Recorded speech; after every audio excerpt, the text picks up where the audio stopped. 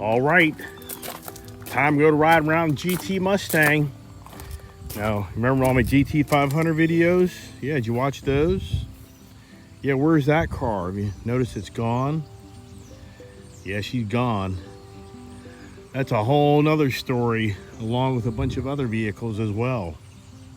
Well, if you kind of stay tuned to my channels, I'll tell you that story. But let's enjoy the Orange Fury GT today, and let's just see the radical difference from truck to car. So as you already know, hey, just clean my freaking mats or I got them dirty. What a bummer. But already you gotta kind of like lay down, crawl down into the car. Not too bad on this car here, but from the truck, huge difference. Get her started up. All right, we're gonna go to my mode, which I saved, which has sport mode and exhaust mode. You look there, steering's a little tighter, suspension's a little tighter. Got the exhaust note, got the transmission. That's what the sport mode does for you. My daughter likes to go to track mode, but it's just a little too aggressive for me. This is more than good for me. Now, kind of listen here.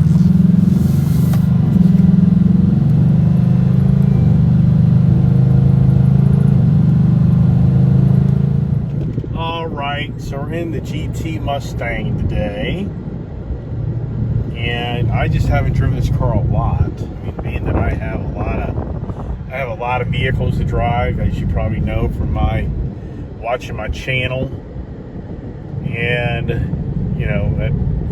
Believe it or not, I still have 3 Mustangs.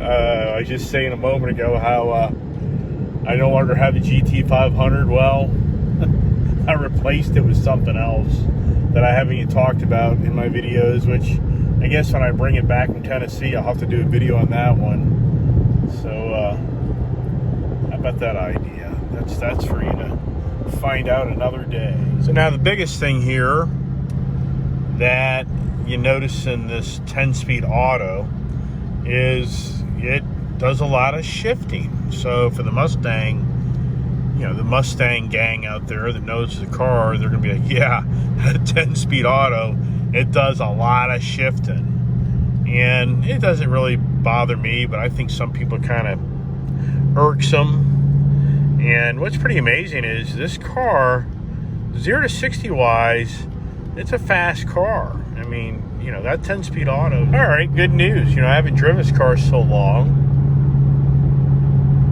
Exhaust sounds good.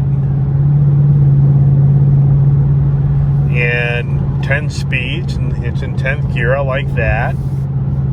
So it gives me the fuel mileage. Wow, I'm really impressed and excited about my GT Mustang that I bought that I barely ever drive. You know, it's doing great. And you know, something else that I want to talk about here is the non-Recaro seats. So believe it or not, I truly believe, I mean, which you know, for the you know, keep in mind, I have so many vehicles. To be fixated on one vehicle and have every single detail to a T, it ain't gonna happen. You know, there's just so much information. But for the die-hard Mustang guys, they can eat up this video and critique every little detail of this car and blah, blah, blah. Yeah, okay, great. Yeah, that's fine. I'll take the information. But I swear, between this car, my Mustang Bullet, and my former GT 500 that have all the non-Recaro seats, each vehicle had a different leather seat on comfort. So the GT 500, in my view, had the most comfortable seat. Borderline, maybe it's this same car seat. The Bullet, I swear that Bullet has not very good seats. I swear it's a whole different design seat, and to me, I even think it's a lower grade seat. So I would have to go in order. GT 500 number 1 seat, GT Orange Fury I'm driving number 2 seat, and the Bullet number 3. Even though my daughter has been telling me that between the Ford Tremor, the Ford Bullet, and this car, if I'm correct, the Waze isn't working, and now I'm kind of curious of what's going on. Now, when I got this car, I initially looked into supercharging it, and for all the Ford knowledgeable people, they know this 5.0 motor is called the Coyote motor, and the Coyote motor does have an incredible history of reliability. And someone will say, yeah, and failure. I'm like, yeah, well, there's so many out there. I'm sure that it's a numbers game like everything. But yeah, I've heard those stories. But I've heard also some very good stories where Ford stood behind it and gave you a brand new car or a motor.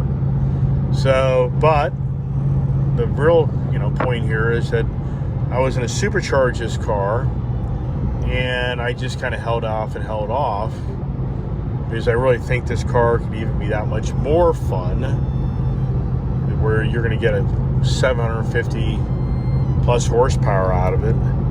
And yeah, I know if you take it to the track, between your rail injectors, your fuel pump, blah, there's a whole list of things that if you're going to track this car, you're going to have to modify more than just slapping a supercharger on it. So I get that. But if you're just driving around and having free-spirited fun, it'll be fine. It's not going to get the heat soak issue which goes on with a lot of superchargers.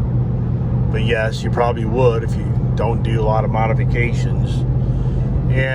But I never did do it. And something that's held me off is, here I owned, as you guys are now noticing, past tense, owned the GT 500, and always felt like that would kind of ruin my GT 500. I really felt like if this thing had 750 horsepower and I drove it, then I'd be like my GT 500, and I'd be like, oh my gosh, for half the money. Taking these cars in the Konas are a lot of fun. I mean, these are definitely back road fun cars, so I can't emphasize enough. All right, kind of a little bit of a stop and go here for you, and got to thinking, hey, let's talk about the brakes. And yeah, the brakes are great in this car, so that's a plus, right? All right, getting back on the main highway here. Got in the performance sport mode. Coming round the corner, here she comes. Come around that mountain, here she comes. Exiting that corner, here she goes. Right? A little bit of a slow poker here on us.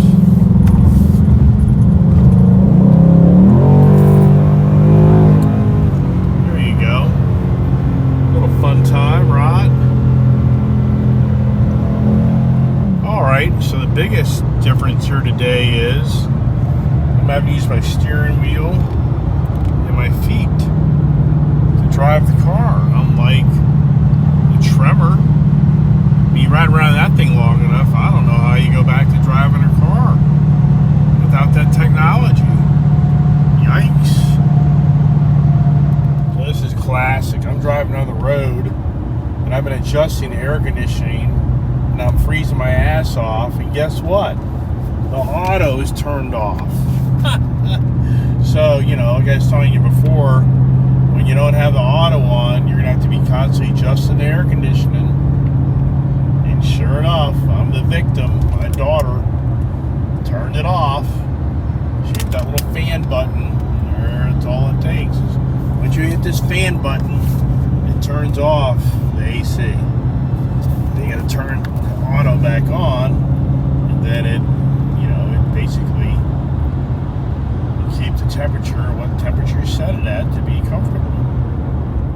Now, another thing I'm thinking about driving on the road, I'm thinking about the technology of these cars today, on how the manufacturers have given us so much new options on how to manage your car and manage your driving, and yet so many of us don't even utilize it or even understand it. I mean, just like this auto, not every car comes with that auto climate control. It has to be a higher end car, but if you have that, most people have no idea on how to operate that. And then daytime driving lights. If you don't have your dial here set correctly, then you don't have your lights on for automatic driving, meaning the lights aren't on during you driving down the road for just the, hear that car, you hear that? This thing is just so much fun.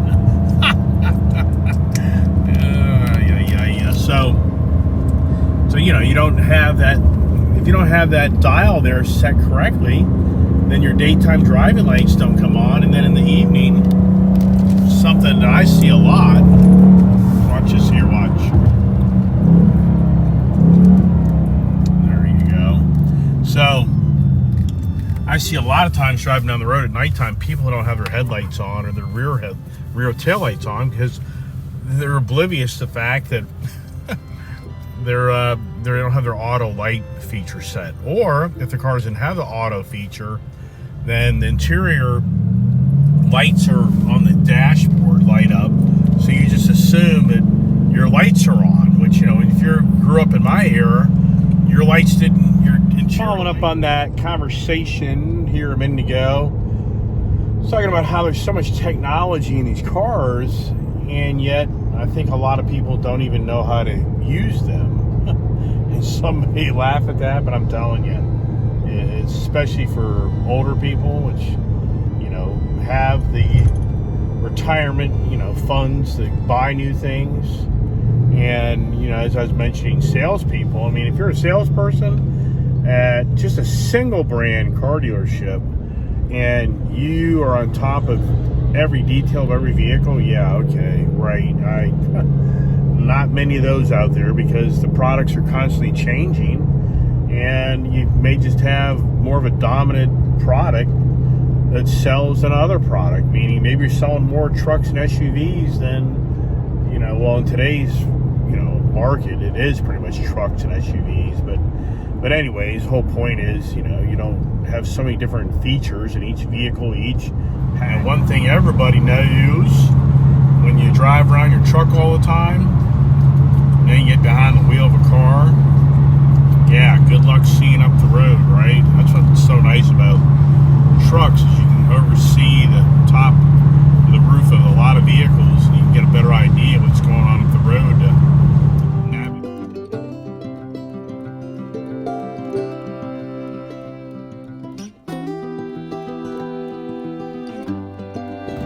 Well, the next adventure of the day, even though this Virginia sticker doesn't want to stay on, why is that, right? Stop time. All right, out here at the John Deere dealer, getting a weed whacker trimmer thing for my bike, not my bike, isn't that funny? For my weed whacker. Another part of the day. How's this ride, right? Where's all the remote drive and driverless bike? But you know, they're coming. It's happening. BMW's already doing adaptive cruise in the front end of their new R18B and R18 Transcontinental bike.